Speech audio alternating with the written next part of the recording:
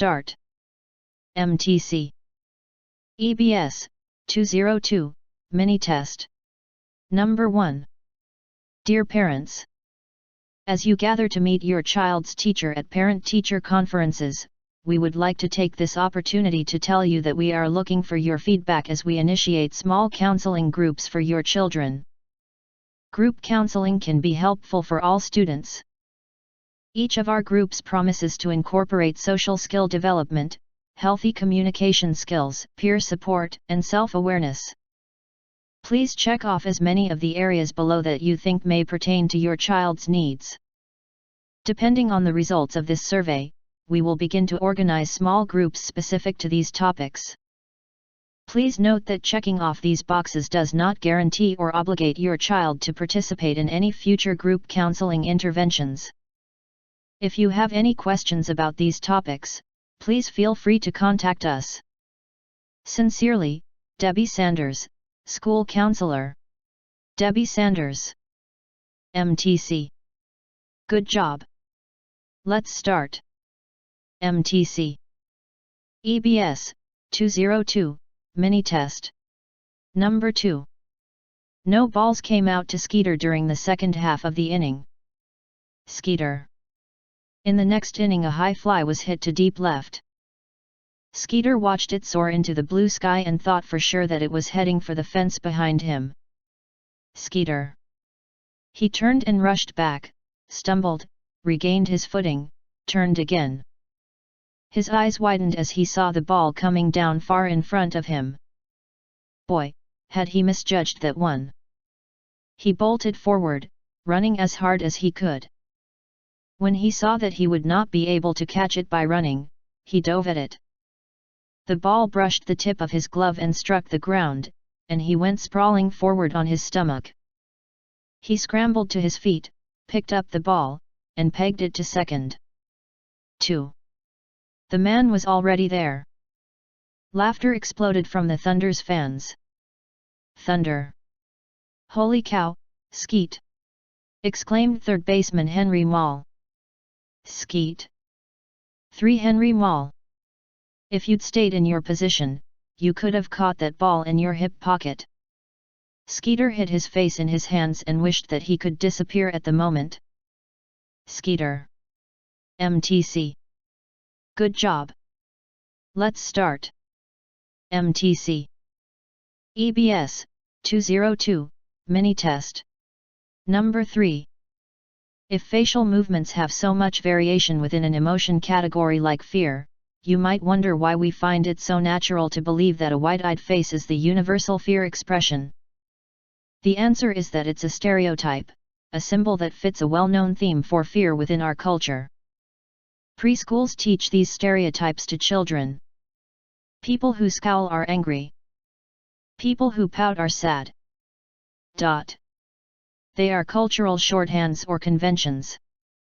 You see them in cartoons, in advertisements, in the faces of dolls, in emojis, and an endless array of imagery and iconography. Textbooks teach these stereotypes to psychology students. Therapists teach them to their patients. The media spreads them widely throughout the Western world. Now, wait just a minute, you might be thinking. Is she saying that our culture has created these expressions, and we all have learned them? Well, yes. MTC. Good job. Let's start. MTC EBS 202 Mini Test. Number 4. Students who struggle with visual spatial working memory may have a difficult time with math and science tests. In order to do well on these kinds of tests, it is necessary to visualize and manipulate images. Think of how you solve physics problems or answer questions about cellular division. The brain needs to be able to picture these things, hold these images in mind, manipulate them, and then hold the answer in mind while the student records it on paper.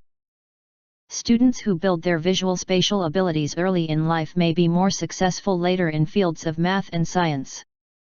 Preschool teachers who focus on building their students' visual spatial skills enhance the development of these regions and positively influence students' learning in subsequent years. Because experience changes the brain, early experience strengthens these processes in the developing brain, making them more robust later in life. MTC. Good job. Let's start. MTC. EBS 202 Mini Test. Number 5.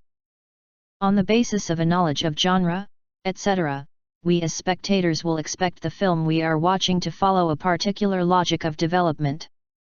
So while we are watching the film, we will always have expectations as to how it will continue. Films require that the audience participate actively in the ongoing process by making hypotheses about what will happen next and readjusting expectations accordingly, and by adapting their expectations in accordance with this. Bordwell and Thompson write, emphasizing that our involvement in works of art depends to a great extent on such expectations. Bordwell-Thompson. The point, of course, is that films and other works of fiction never take a direct route to their goal.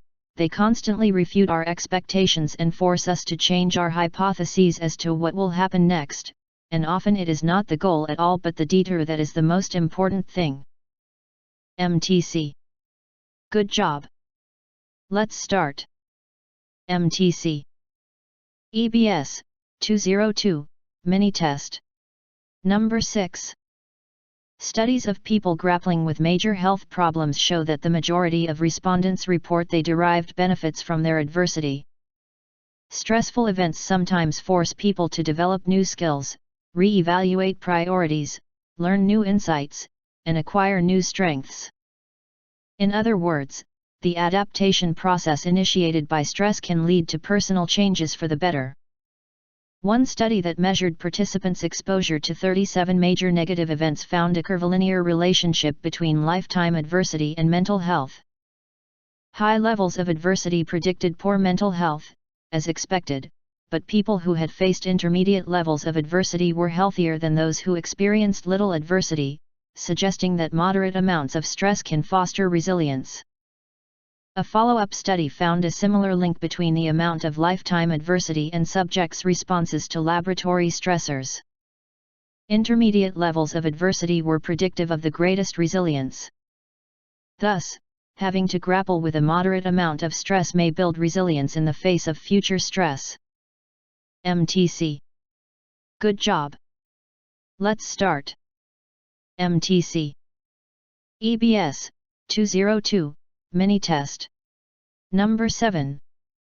We live in times of great change, in which much is being asked of us. We live at a time when we are less and less able to listen and really hear one another in society, at a time when those with different views, beliefs, or backgrounds are so easily cast as the other. At this time when great forces of political, social, economic, and environmental change are sweeping the globe and intensifying our separation from self, others, and life, we need to learn how to speak and listen in a new way. We need to learn how to reperceive our world with fresh eyes, beyond inherited historical and economic structures of competition and separation that can so easily determine our relationships. True dialogue is more than the mere exchange of ideas. It is a transformative process based on trust and mutual respect, in which we come to see another in new and more accurate ways.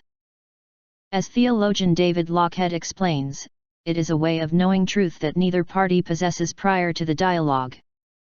David Lockhead. MTC. Good job. Let's start. MTC. EBS 202 Mini Test. Number 8. The graph above shows the percentages of the U.S. population's dietary intakes compared to the recommended levels for different food groups from 2007 to 2010. 2007-2010. Of the 6 food groups, vegetables showed the highest percentage of people who failed to meet the recommended level, at 87%.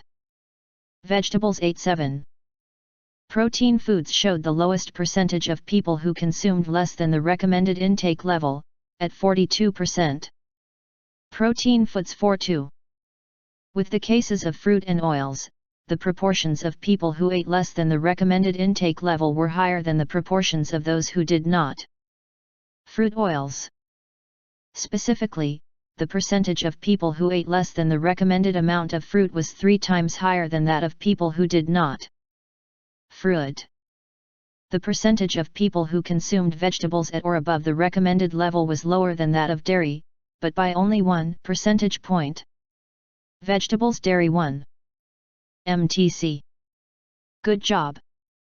Let's start. MTC. EBS, 202, Mini Test. Number 9. Kate Chopin was born in St. Louis, Missouri, in 1850. Kate Chopin 1850 St. Louis. Chopin's Irish father died when she was 5 years old, leaving her to be raised by her mother, grandmother, and great-grandmother. Chopin. At 20, she married Oscar Chopin, and the couple settled in New Orleans, Louisiana. Oscar Chopin, New Orleans. They moved around southern Louisiana, where she would learn much of the Creole culture that would become instrumental in her writing. Creole. In 1882, her husband died, leaving her to raise their 6 children and with a large debt. 1882. 2 years later, she moved back in with her mother, but her mother died the following year. 2. In a depression, she sought help from her doctor, who suggested writing as a means to ease her grief and loss. By the 1890s, Chopin was finding not only comfort in her writing but also success with her short works. 1890, Chopin. Stemming from that success, she began to write novels. Her second, published in 1899, The Awakening, would come to be regarded as her finest work but was largely criticized during her life. 1899 The Awakening. MTC. Good job. Let's start. MTC. EBS, 202, Mini Test. Number 12. A determinant of developmental differences in the social effects of television is the amount of information or experience a child has accumulated. As children mature, they are exposed to different people, actions, and norms. This provides a range of choices when they have an opportunity to perform or opine. For example, children who encounter Puerto Ricans only on Sesame Street may learn that interactions with them are always cordial and use that as a model for a first encounter with a live Puerto Rican. Sesame Street. In contrast, a child who grows up close to a Puerto Rican enclave will understand much more about the variety of ways in which he or she could interact with Puerto Ricans. Hopefully, Sesame Street will provide information for this child too, but the information will take its place alongside other relevant information rather than providing the single model for interaction. Sesame Street. MTC. Good job. Let's start. MTC. EBS, 202, Mini Test. Number 13. One stance to approach literary production is one that completely ignores taste and hence is a purely scientific approach. Using this approach, we never say something is well or badly done. If we are to evaluate a script, we say that the structure is such and such, the plot is such and such, but we never praise or criticize based on our taste. This is the polar opposite of the appreciative stance and is an approach that very few critics have adopted. In the rare cases it has been adopted, it seems to have been limited to dull people. Moreover, people generally do not fancy such an approach. They say that it lacks taste or that it is incomprehensible. But this is a different stance, and we must accept the fact that it features an objective attitude that precludes taste. We must also accept that such a stance is permissible in discussing literary works. In fact, leaving aside an analysis of a single work, this approach becomes especially useful in comparing 2 or more works, or comparing a series of works. MTC. Good job. Let's start. MTC. EBS, 202, Mini Test. Number 14. Occupied time feels shorter than unoccupied time. If you are busy doing something while you are waiting, the time seems to go by faster. Most line waits can be made more enjoyable and made to feel less lengthy if guests can be distracted or diverted in some way. Disney planners are the masters of managing time waits by giving their guests something to stop them from thinking about the wait. Disney.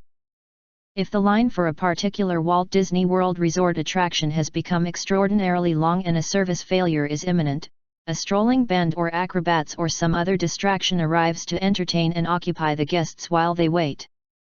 Walt Disney World Resort. For long lines, Universal Orlando Resort spaces television sets throughout the time which show a video or movie. Universal Orlando Resort. People can watch an interesting program while moving toward the entrance to the attraction. MTC. Good job. Let's start. MTC.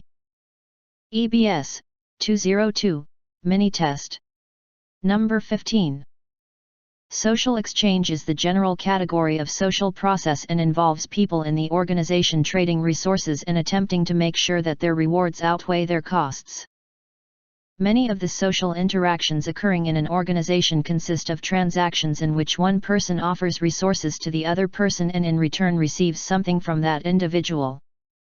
There are costs involved in the transactions as well as benefits, and the motivation of each party to the exchange is to maximize the positive and minimize the negative. Social exchange theorists propose that all interactions among people constitute social exchanges, even those involving love and marriage. Explaining something as personal as love as an exchange that continues as long as it is profitable may seem cynical. You might protest and say that remaining in a loving relationship is not reducible to rewards and costs. Social exchange theorists would counter by stating that an important part of any continuing relationship is achieving a favorable balance sheet in the transactions with the other person. MTC. Good job. Let's start. MTC. EBS, 202, Mini Test. Number 16. Causal relationships are not always simple or straightforward. For one thing, effects can have more than a single cause. It may be, for example, that my lateness was in part caused by a traffic jam. But suppose that while hung up in traffic I ran low on gas and so had to stop and fill up. Suppose also that neither event, alone, would have made me late. In the jargon of causal research, multiple related causes are referred to simply as causal factors. Moreover, effects need not invariably be associated with a given causal factor. We know, for example, that cigarette smoking causes lung cancer despite the fact that some cigarette smokers will not contract lung cancer and that some who will contract lung cancer will not be smokers.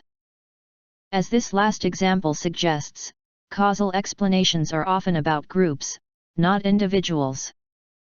The claim that smoking causes lung cancer means that, among people in general, and several kinds of laboratory animals, smoking is one factor that contributes to lung cancer. MTC. Good job. Let's start. MTC. EBS, 202, Mini Test. Number 17. Observations are not always undertaken with a clear sense of what data may be relevant.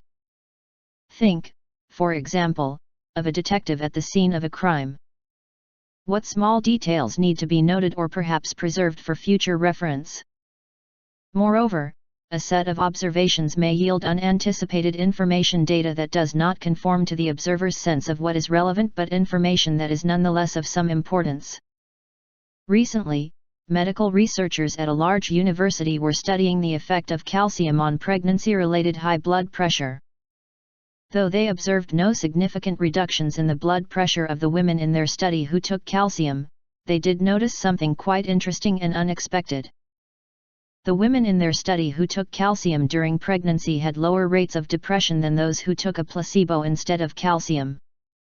As a result, the researchers began an entirely new study, one designed to determine the extent to which calcium can prevent depression in pregnant women. As this example suggests, it is important not to become too attached to fixed notions of what may constitute relevant observational data. Otherwise, we run the risk of missing something that may turn out to be significant. MTC. Good job. Let's start. MTC. EBS 202 Mini Test. Number 18. Does advertising encourage you to eat more? Advertisers often say that their advertising is to promote their brand and to get you to choose their brand over the competitors. This may be true, but the ads also encourage food consumption in general. Advertising for food and beverages communicates potentially powerful food consumption cues. The subtle effects of food advertising on what you eat and how much you eat are usually outside of your own awareness or intention. Research confirms that external cues such as food advertisements have a significant influence on food consumption behaviors. The evidence suggests that advertising for food has a direct causal link to greater consumption of food in general, not just of the food being advertised. MTC. Good job. Let's start. MTC. EBS 202 Mini Test. Number 19. Many authors have implied that heritable traits are difficult or impossible to alter. Heritability is defined in percentages.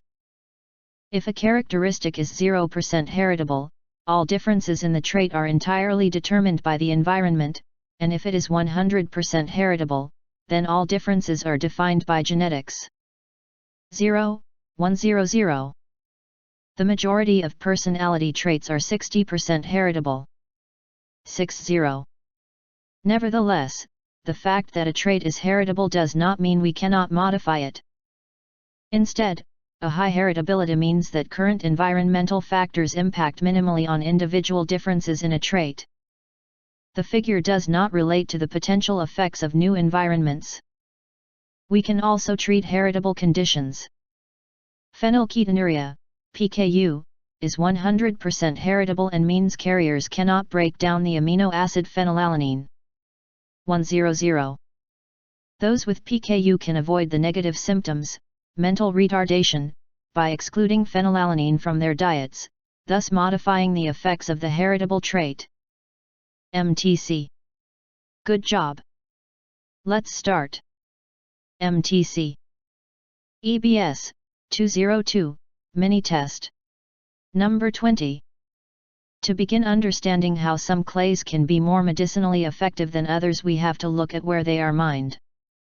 It is recognized that the better quality clays come from what are known as primary or residual deposits.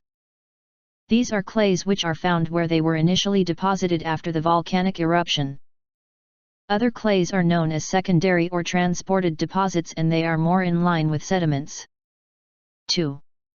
These clays are veins which have moved from their original location, usually by the force of water or erosion.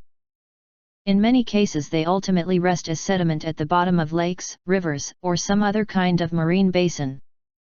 Ultimately, it is often found that these deposits prove to be less pure than the primary clays. No doubt this is due to the fact that the secondary deposits have collected numerous other compounds on their journey to the water. 2. As such, these clays, although they can be effective, are usually diminished in quality and purity. MTC. Good job. Let's start. MTC. EBS 202 Mini Test. Number 21. In developmental psychology, there is a great deal of research that aims to understand how specific parenting styles affect child development. A main finding in a number of empirical studies is that, on average, the children of authoritative parents perform better in school than children exposed to other parenting styles. A frequently cited article by Sanford Dornbush of Stanford University and a number of co-authors considers a sample of 7,836 high school students in the San Francisco Bay Area and finds that children who experience authoritative parenting obtain higher grades. Sanford Dornbush, San Francisco Bay Area 7,836. Several other studies using data from other areas of the United States confirm their findings. Sociologists Tak Wing Chan and Anita Koo study the effect of parenting styles beyond school performance. Tak Wing Chan, Anita Koo. Using the youth panel of the British Household Panel Survey, they document that children exposed to an authoritative parenting style not only obtain stronger academic results but also report higher levels of subjective well-being and self-esteem. In addition, these children enjoy better health and are less likely to indulge in risky behavior such as smoking cigarettes or engaging in fights. MTC. Good job. Let's start. MTC. EBS, 202, Mini Test. Number 22. Many agricultural chemicals have long been known to have toxic effects when improperly handled, stored, or applied. It is clear that neither manufacturers nor producers intended or wanted these consequences, and both groups have made efforts to mitigate and control unintended consequences. Nevertheless, unintended consequences of agricultural chemicals pose ethical problems in that it is impossible to eliminate the risk of an unwanted event entirely. Furthermore, there is often disagreement about the degree of risk associated with agricultural chemicals. Some individuals express far greater concern about exposure to pesticides than others. Producers, scientists, and chemical manufacturers thus face the problem of managing concern for unwanted effects, even when the empirical evidence for such effects is scant, controversial, and even non-existent. Whether real or imagined, unwanted consequences of agricultural chemicals have significantly affected the reception of many agricultural technologies, including mechanization and biotechnology, among producers and food consumers since 1962. 1962. MTC. Good job. Let's start. MTC. EBS, 202, Mini Test. Number 23. In a study, participants first had to perform a series of very lengthy, extremely tedious tasks, like turning pegs in peg holes. Afterwards they were asked to tell the next participant that the tasks they would do were actually really interesting. The idea was to create in each participant the dissonant cognitions that, on the one hand, they had disliked the experiment but, on the other hand, they had told another person that they enjoyed it. In addition, half of the participants were given $20 for compliance with the lying request and the other half a meager $1. 201. The idea here was that those in the $1 group would experience a higher level of cognitive dissonance than those in the $20 group because they had insufficient justification for the inconsistency between their attitudes, i.e. that really was a boring task, and their actual behavior, i.e. lying about the behavior to another person. 1. 20. The $20 group had the justification of a decent money payout and would thus experience less dissonance. 20. It was predicted that the $1 participants, being highly cognitively dissonant, would change their attitude towards enjoying or liking the tasks so as to re-establish consonance, those in the $20 condition would not. 1. 20.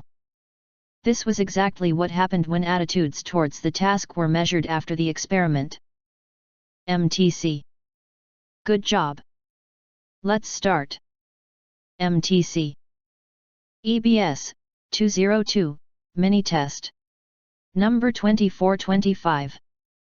The ace in the hole for the inevitability of the end of animal farming is the incredible inefficiency of making meat, dairy, and eggs from animals.